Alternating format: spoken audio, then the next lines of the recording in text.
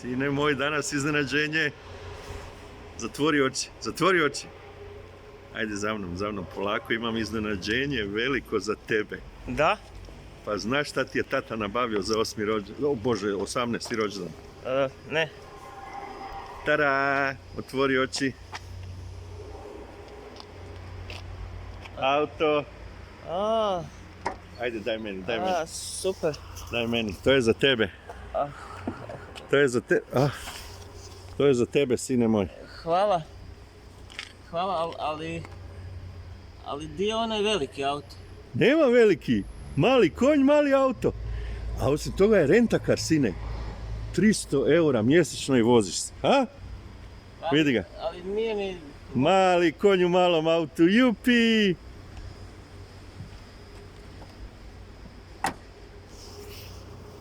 Šta ću ti ja?